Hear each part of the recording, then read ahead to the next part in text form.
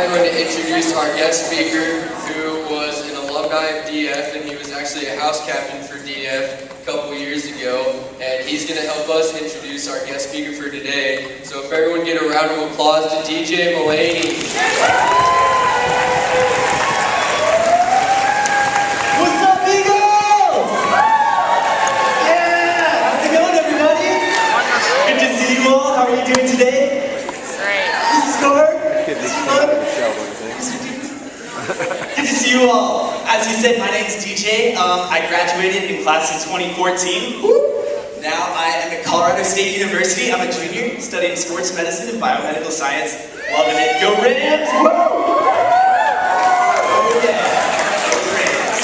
I was, like they said, I was a house captain of Fortitude. You guys over there? What's up, Fortitude? Awesome. Hey, FYI, I just got a job as an admissions ambassador at CSU, so I give the tours. So if you guys have any questions or want to go on a tour, feel free to come find me at the end. I would love to talk with you guys about CSU. But I'm not here to talk about CSU or myself today. Today I have the honor and privilege of introducing the Lyceum speaker and my personal friend, Mr. Lunn. I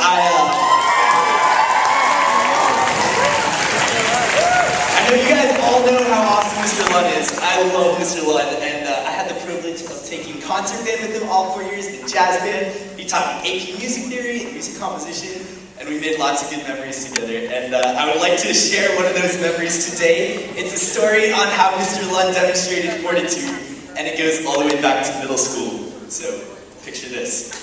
Middle school concert day. You guys can picture this. You're all dressed up in black and white, nervous. It's finally our turn to play. We get on stage and we set everything up. The parents are out there, their cameras, all ready to go. We're gonna play a song called New York, 1927. Okay, so you get the point. I was a percussionist back in the day, well, still am, and I had this very special role. I got to play the police whistle during this song. It's pretty important. And it was actually kind of like a solo, and so we're getting all set up and we're like ready to go. And I'm looking through the percussion box and I can't find the police whistle. And I wasn't exactly the most furtive person back in middle school, and so I, in front of everybody, ran to the front of the stage and asked Mr. Lunn if he had the police whistle up on his podium, and he didn't. And so I went back to the back and we played the song without it. But I figured that showed a lot of fortitude for him to go ahead and have the courage to direct the song without the police whistle, so. But Mr. Lunn has demonstrated fortitude in many greater ways than just this story. And today he's going to talk to you guys about how he used fortitude to conquer all of Colorado's glorious peaks, which are 14,000 feet and higher. And that's no easy task, let me tell you. So I encourage you guys to just sit back, listen to the wisdom he has to share, and lastly, I just encourage you guys all to just get to know your teachers. That's what I would tell you guys to do. Go have lunch with them. They would love to get to know you. And honestly, your time here is short. Before you know it, you'll be out and you won't get to see them every day. So show them that you respect them, demonstrate that, love on them. Anyway, without further ado, give it up for Mr. Lunn!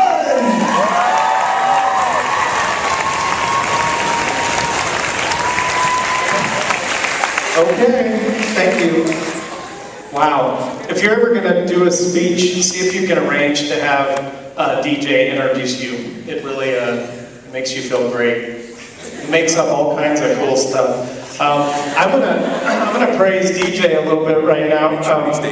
When I finished, so about a year ago, I completed my long quest to summit all of Colorado's 14,000 and then DJ Mulaney made me this cool thing. Some of you have seen it in my room. You can come and look at it closely, not right now, later in my classroom. This side says Colorado's 14ers, and DJ's quite an artist. This is, what is this called?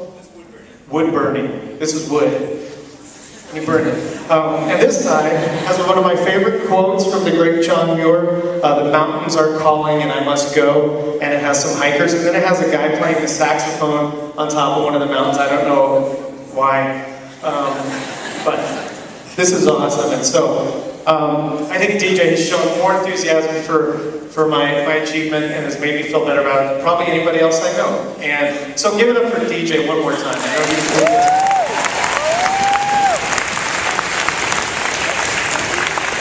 Okay, so in our short time today, I want to tell you 3 things.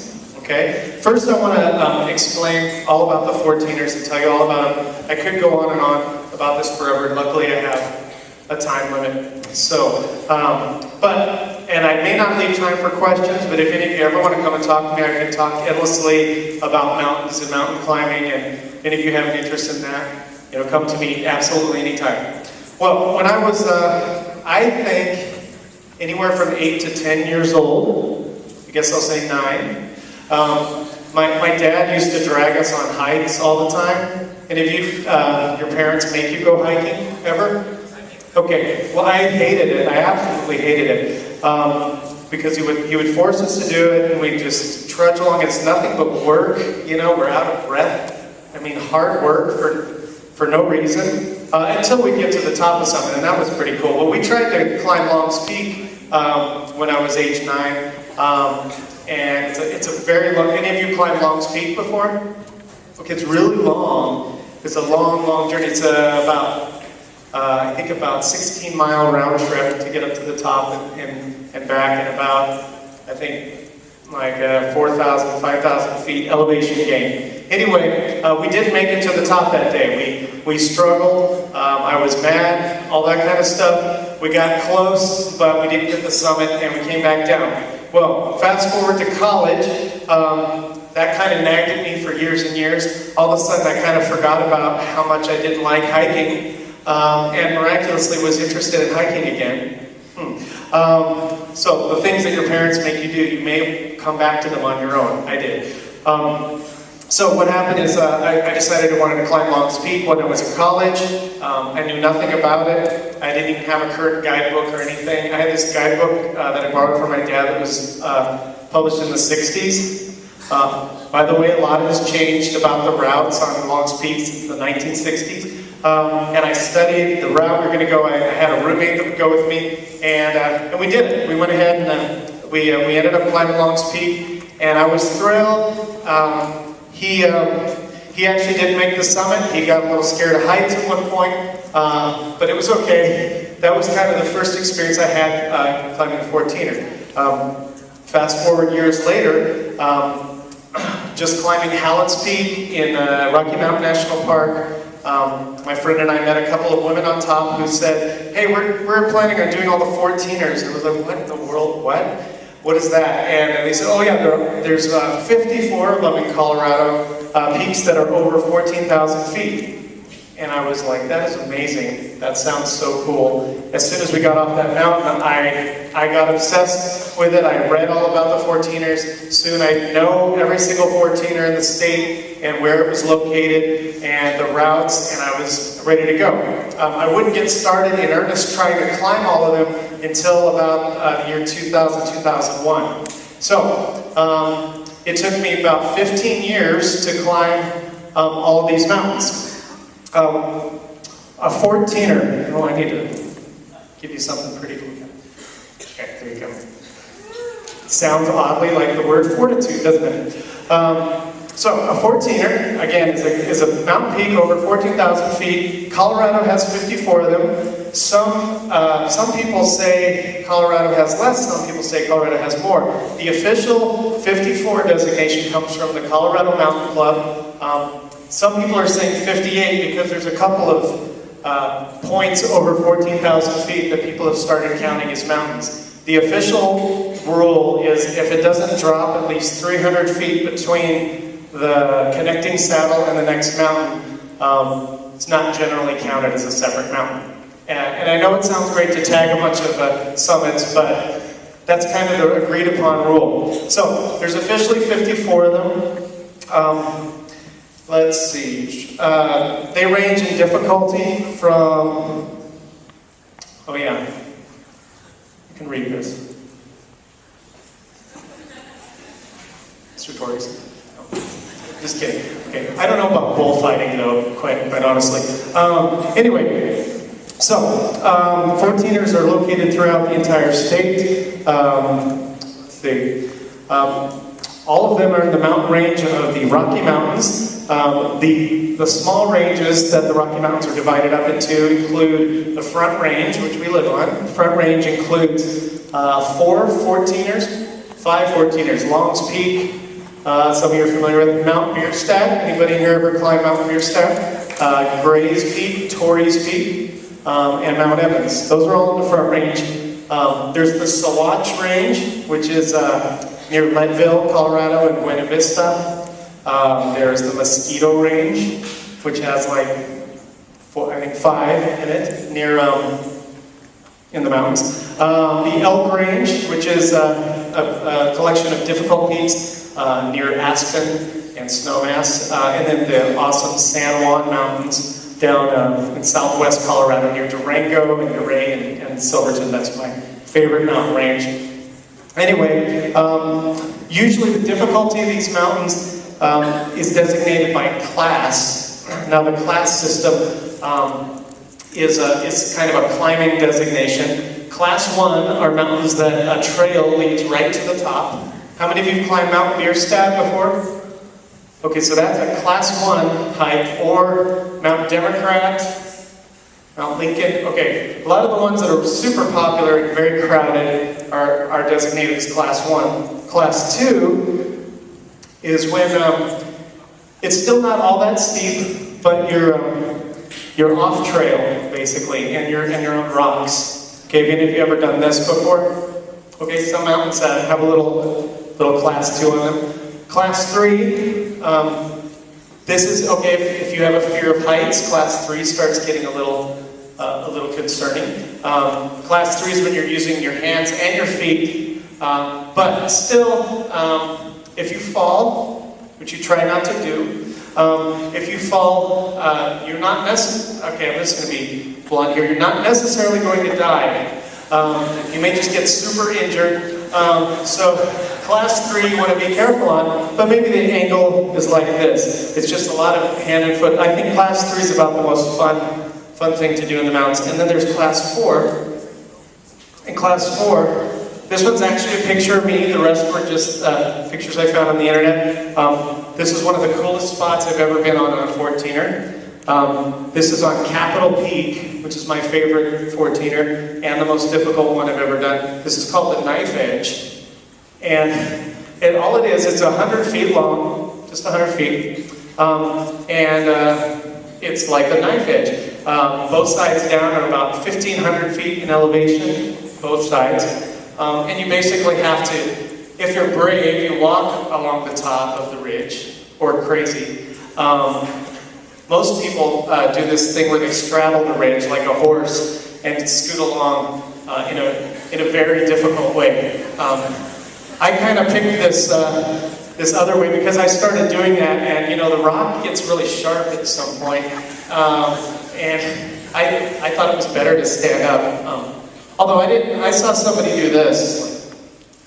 They're crazy. I was standing up more like this, So this is a shot right there on the knife edge. A really cool moment. Anyway. Yeah, Class 4 basically means that it's actual rock climbing, but it's not roped up technical rock climbing. It's not vertical, but it is fall-offable. It's you don't fall on Class 4. You will perish. I'm sorry. Okay, Class 5 is what you would call technical rock climbing. Most of the time, Class 5 is you're roped up. There's no Class 5 on any of the 14ers' easiest routes. However, if you're not good at route finding, like occasionally I wasn't, you find yourself making some moves off route that are bordering on Class 5. I had a tendency because of getting lost and getting off route to make some of the peaks a little harder than they needed to be. But I decided to just be proud of that, Like, hey, that was an easy one, I made it hard. There are alternate routes on some of these 14ers where you could do some Class 5 work. The real catch is, and a lot of people have asked me, did you use ropes when you did any of this climbing? The trick is that probably the most dangerous thing you would encounter on a Colorado 14er is a thunderstorm. Lightning is really your biggest danger. As a lot of you know, it happens pretty much every afternoon in the summer, and when you're up high, it's extremely dangerous. There's nothing there to protect you, and the storms can come in very quickly. So if you're spending a lot of time setting up protection and setting up a rope and doing all the meticulous time-consuming things you need to do, you're getting closer to being in weather danger. So generally you do not see a lot of that on the peak. Sometimes you will have to do a little lower class 5 without ropes, which I have done a couple times, but it's usually only 1 or 2 very incredibly scary moves. And then another thing about the 14ers, which I think for me was the most challenging and the most fun, was what we call ridge traverses. That's when you're going from one peak to the next peak by taking the ridge in between them. There are 4 major ones. I completed 3 of them, so I still, if I want to go back and do another one, I can climb the peak separately. This one was my favorite one. So you can see the route right there. So you actually go along this ridge. And I did that one about 2 years ago, and it had what we call exposure. In the mountains, exposure means those things that scare you if you have a fear of heights. Exposure means you feel like you might fall. So if you hate exposure, if you get freaked out when you're up high, this is definitely not something that you should be interested in at all.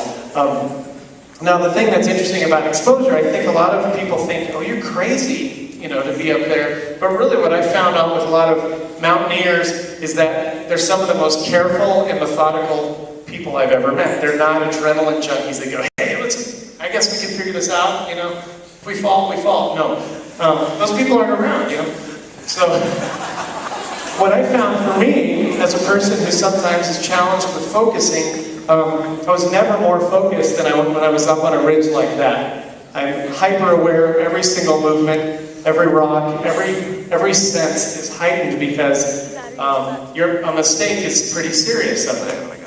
It's not like whoops, it's like a big whoops.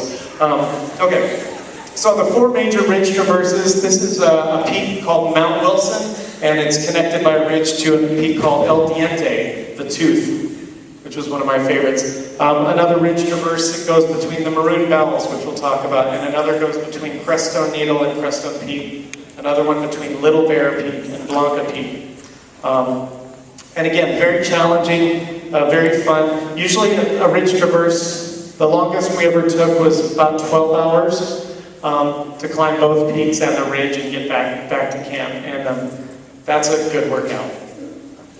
Okay, just some of my favorites from these years of experience. My favorite 14er, there it is, Capitol Peak.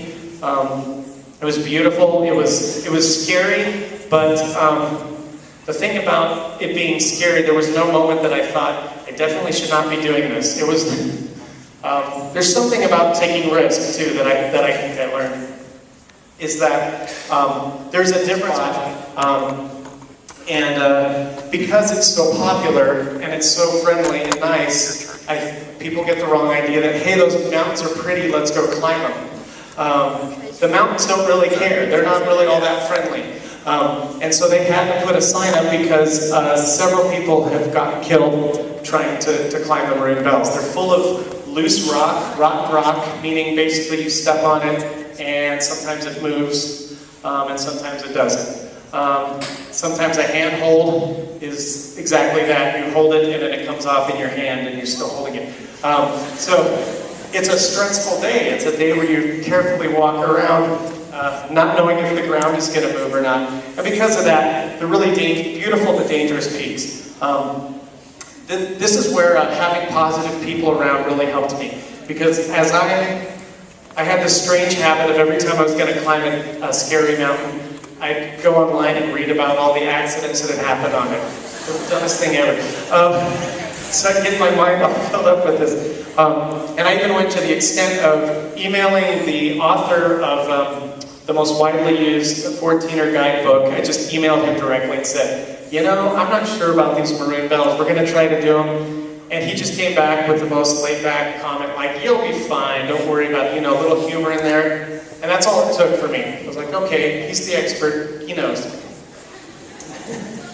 And he was right. Okay. This is another one of my favorite 14ers. This is called Wetterhorn Peak. Had a great experience with this one. This is one of the peaks that I climbed solo, alone. And I did, of the 54, I did about 18 of them solo, which a lot of times is not advised. But I never did anything above a class 3 when I was solo hiking, and I always made absolutely sure it was something I felt 100% comfortable with. Also, my family always knew when I left and where I was going. And that's a tip for you if you ever go hiking alone, which you probably shouldn't do. As long as people know where you are and you know where you are, and you have what you need, then you should be fine. Okay, so through this experience of doing these 14ers, first, you know, I want to make it clear that you have so many examples that you can go to of people that exhibited or continue to exhibit fortitude in their lives. So many influential and famous people, people from literature, people you know now that have overcome incredible odds and done truly great things. What I did was for recreation, and it didn't really change any lives, I don't think. You know, if I didn't do it, it wouldn't have mattered all that much. But it was the thing I was interested in and I chose to do, and it was hard. It was hard for me. And this is an important point for you guys to get about fortitude. Nobody can tell you what's hard for you. You know, you have your own struggles. Math might be easy for somebody. It might be incredibly difficult for somebody else. It might be easy for someone to have get through their homework every night. For you, it might be a huge struggle. Your struggle is yours alone, and that struggle is valuable. This is the point I really want to make. Doing these 14ers, I was fortunate. I felt fortunate that I could do it, that I could actually walk up there, and I actually could. I didn't get affected by altitude sickness and all this, and I felt blessed that I could do that. But it was still it was extremely physically demanding. The reason this was great is that it brought me to a place where I could use my fortitude at whatever level it was needed. And what's important about that, you guys, is that you're not going to learn fortitude unless you need fortitude and you use fortitude. For me, maybe I didn't have any struggles causing me to have fortitude, so I created my own struggle, which happened to be a fun one.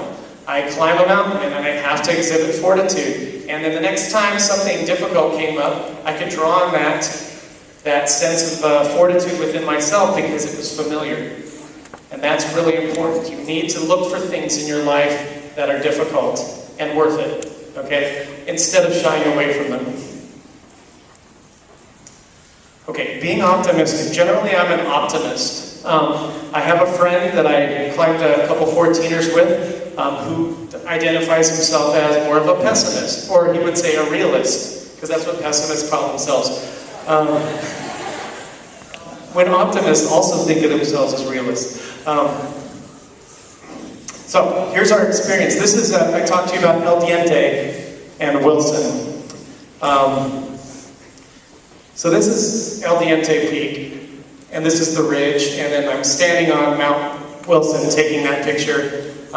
This is me and one of my climbing friends. We're on the ridge right there.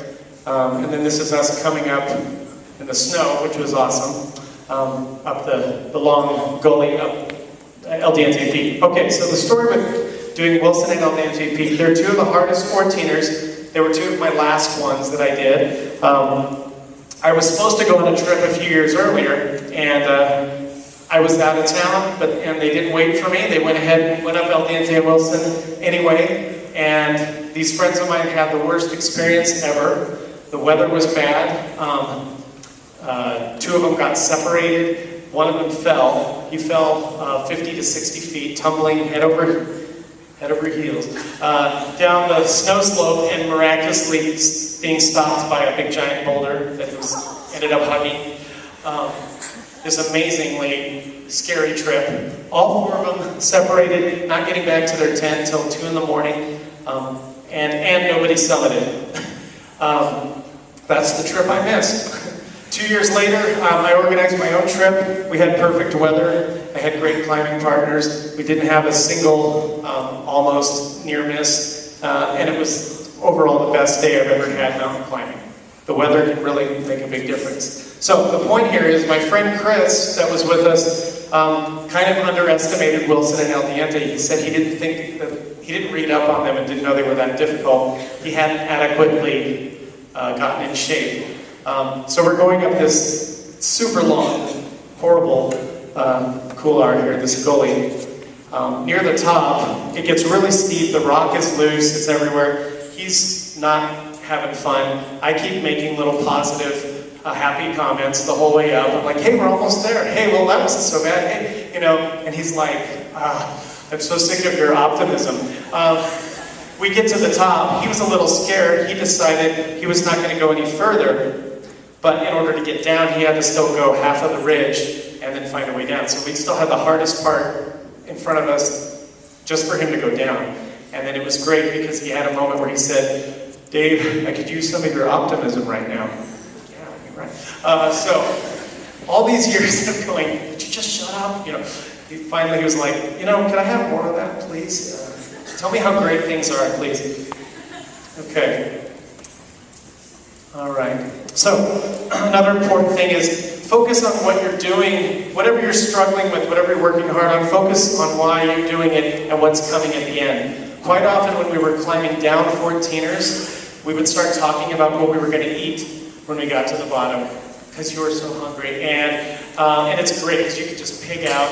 And I discovered in all these small towns some of the best post-14er food. This place is a miracle. It's in Buena Vista, Colorado. It's Kay's Burgers. Their hamburgers made to order are the best anywhere, and ice cream too. So, and there's a lot of 14ers here at Buena Vista.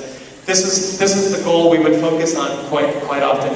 Or it would be a smothered burrito, or calzones, like this little place in Fort Garland. That's how you do it. Of course, going up the peak, you're focusing on that summit. I would sometimes get what's called summit fever, where I'd suddenly get a burst of energy near the top because I could see that summit. And there's nothing like reaching that goal. And of course, this is my favorite picture from a summit. Of course, this is my last 14er that I did a year ago, and my awesome climbing partner, Josie Lunn, my daughter, was the one who struggled up to the top with me, the ultimate goal. This is the crowning moment, and let's see. We were rewarded with this on the way down. I've never been above a rainbow before.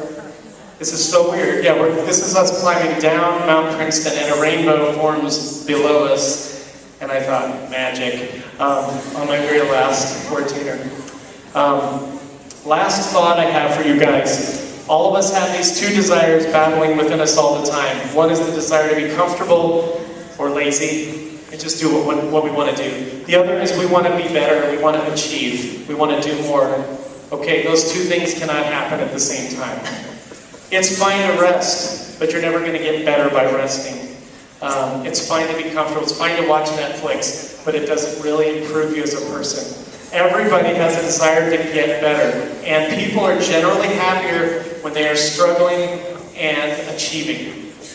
So you guys just have to understand the stuff that's difficult for you, it is worth it. You're going to become a better person. I know you're tired of hearing that. Struggle creates character, but it really actually does, okay? Comfort doesn't create good character. Being entertained all the time doesn't make you a better person. That's all I have for you guys. Thanks so much. If you have questions, you come talk to me anytime.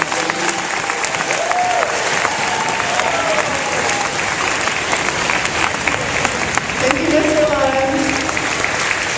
It's an incredible story, and he's a great example of fortitude. We have a few more things to do. Ms. Salazar is going to announce the Foundation Stone Award and Ms. Utrick the Capstone Award real fast. So, go ahead.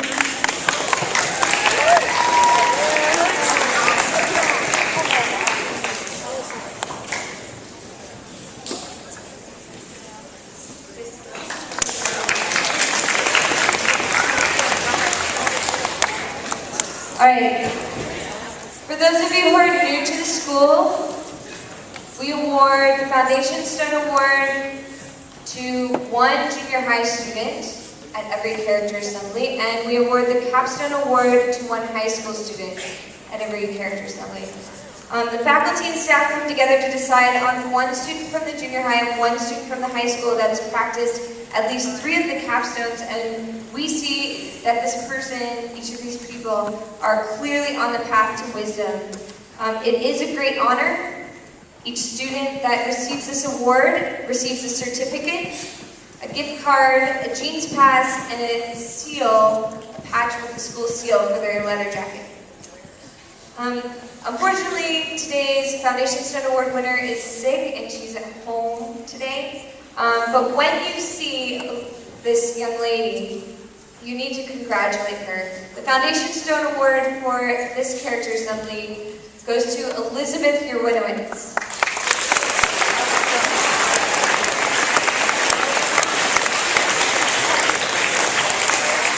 So when you see her, you have to tell her that she got an applause from the entire school, and let her know some of the good things that we said about her. Elizabeth, she exhibits wisdom and maturity beyond her years. She maintains a positive attitude, which makes others grateful for her presence. This is an excellent display of prudence. She shows fortitude, like Mr. Lunn was speaking about today, in her sense of optimism when facing her struggles. She eloquently delivered a public presentation of her favorite poem in last year's Favorite Poem Project. This was a beautiful display of fortitude where she showed strength in expressing herself confidently and candidly. She also expresses her thoughts confidently in class discussions. She's a dedicated student. She takes her academics seriously and commits her time to bettering herself intellectually. She shows gratitude in expressing how she values her education, and she carries herself with grace and respect for her peers and the school. Elizabeth has also a balanced and keen sense of morality. So again, when you see her, congratulate Elizabeth Yerwinowitz.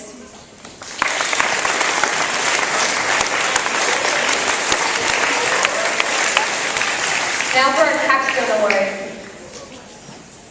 Hello. So, before we start, if the bell goes off, which it will in 10 seconds, then please stay on your seats and I'll try to make it very quick, okay? But I have a lot of things to say about the recipient of the Capstone Award. We only get 6 throughout the whole year in the character assemblies. And the person who's going to receive the award, I've had the honor to know this girl since she was in the 8th grade. She's now a senior. And Liliana Bagley, this award is for you. So then we're going to have you move and come this way, but let me tell everybody why you're so awesome. So first of all, Lily has such fortitude. She works really hard, she never gets upset about anything, and even when things don't go the way that she planned, she always thinks, okay, how can we make this better? How can we fix this? She does this also for other people. She wants to make the Ambassadors Club the best club ever, and she works hard. Like this year, solely-handedly, she has prepared and talked to so many publishers, and that's why the Ambassadors Club and you students are going to get a book published with the stories of your family members. She is responsible for that, so you can thank her later. On top of that, as an Ambassador Club leader, Lily has helped lead all of the events that we've done to support our veterans in the VA Hospital Cheyenne, like the movie nights and all of that. She went to Rigdon Farms, and then with the other leaders, we all spent several hours writing and editing the stories to give them back to them. She's gone to the respite care several times to spend time with children with mental disabilities. And on top of this, Lily has such gratitude. Everything she does it with a smile, and on top of that, she comes and says thank you. And not just says thank you to her teachers, but she goes and thanks the other Ambassador Club leaders and her friends and classmates. And that's why we all love you so much. So, Liliana Bagley, can you come this way? Let's hear a big round of applause.